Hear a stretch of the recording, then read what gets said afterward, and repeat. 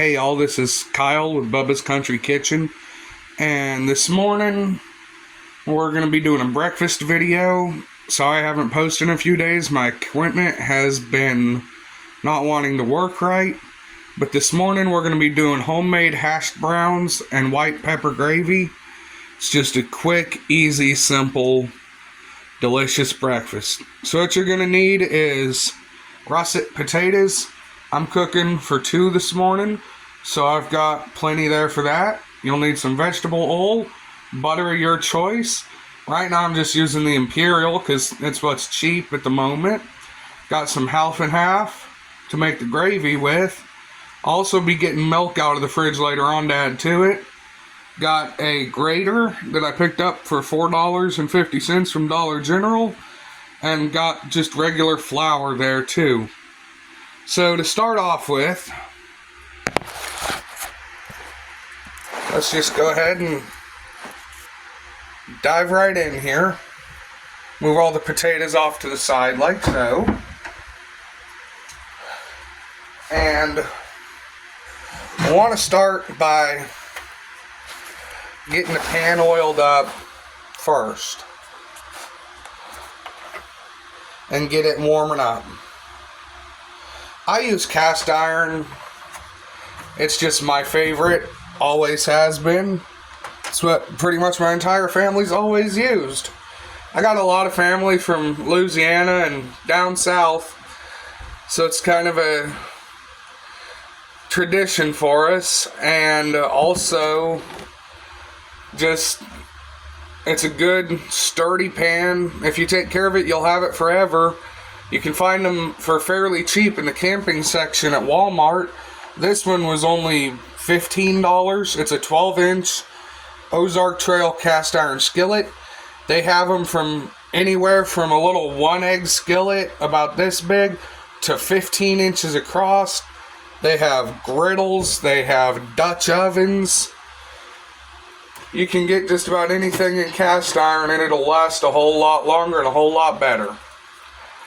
So while that oil's heating up, let's come over to this station here. To start, use the thicker setting. That's all you really need. And you want to have a plate or bowl under it to catch your shreds. And you just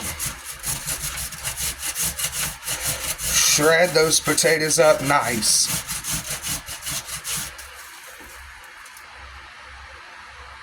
Alrighty, now that we got the potatoes shredded, this whole pile here was only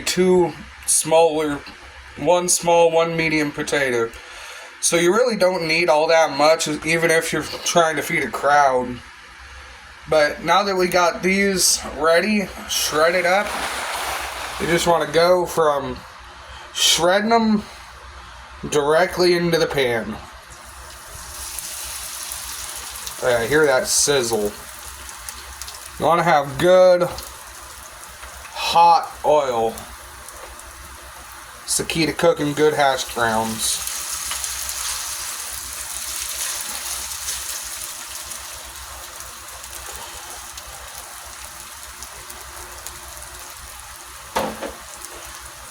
Now, as for seasoning, you can do about any breakfast you like.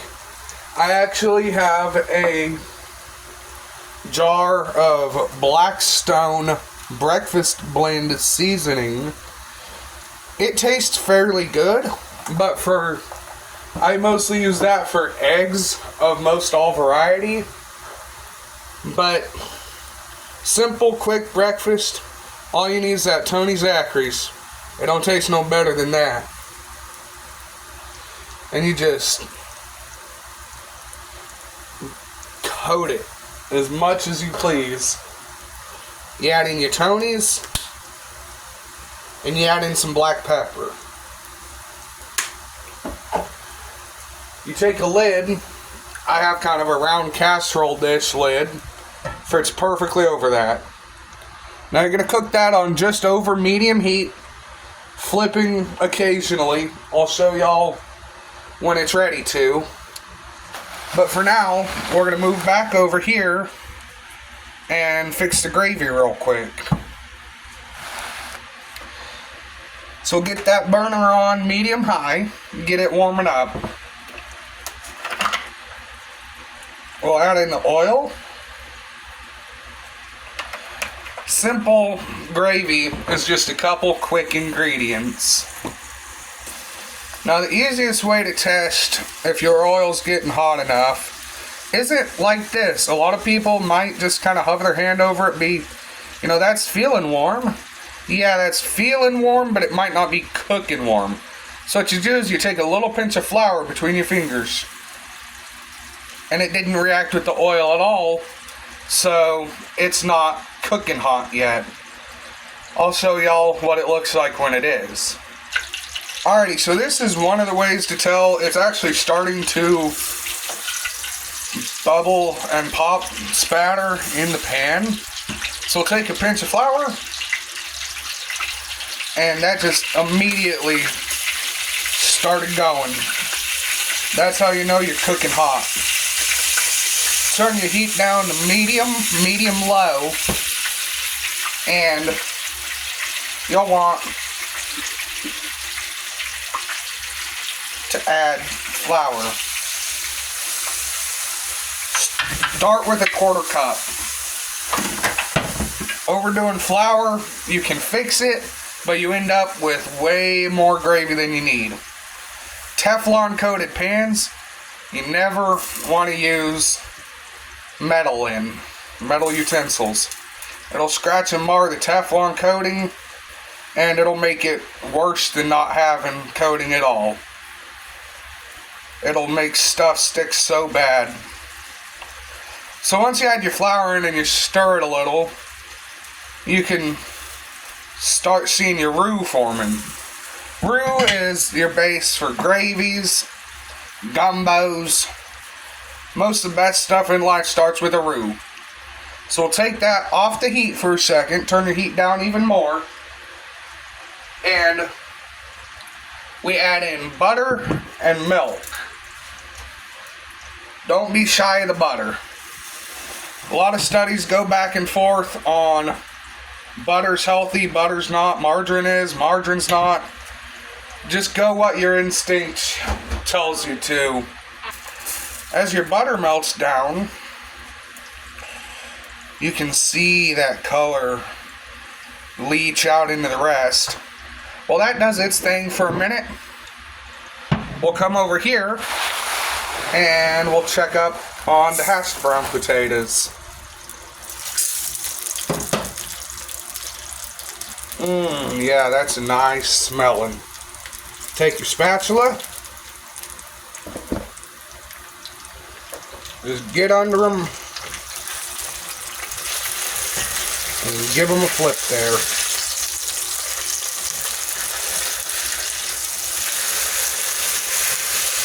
Nice, crispy, golden brown, delicious hashed browns. Put the lid back on. Let them get back to cooking down. Let's come back over here. As you can see, the butter's working its way melted down. Turn your heat up a little if you have to. Sometimes it is necessary, but you just have to be mindful of it. You don't want to get your roux too thick. That's how you get a thick gravy. You add in your milk. I use Hildebrand milk. They're our local dairy based out of good old Junction City, Kansas. And they're not a sponsor of me at this point anyway, but I love them. They're local. They still sell in the old glass bottle, and they have so many different types of flavors. They have regular, they have low fat, they have 1% and 2%, they have strawberry, they have chocolate, they have dairy cream, and they also have butters, I'm pretty sure. And they have my most favorite flavor of all, root beer milk. It really is heavenly. It truly is the best, delicious treat. As you can see, the gravy's starting to get thick. You don't want it too thick, so go ahead, move it off the heat until your hash brown potatoes are done cooking. Alrighty, now that the hash browns are done, you can see that deep, rich, golden color. That is a good, crispy, delicious hash brown. So we'll come over here and we'll get it plated so y'all can see how that looks too. Cast iron transfers heat, so you gotta use some kind of pot holder for your handle. So we'll just slide out that whole pile of hash browns.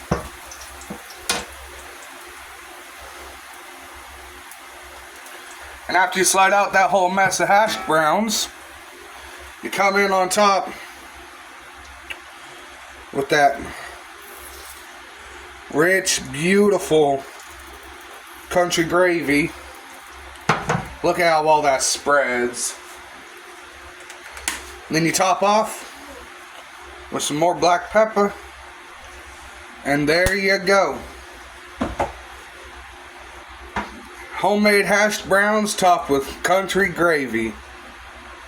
Thank y'all for watching. This has been Kyle with Bubba's Midwest Kitchen. And I bid you adieu until next time.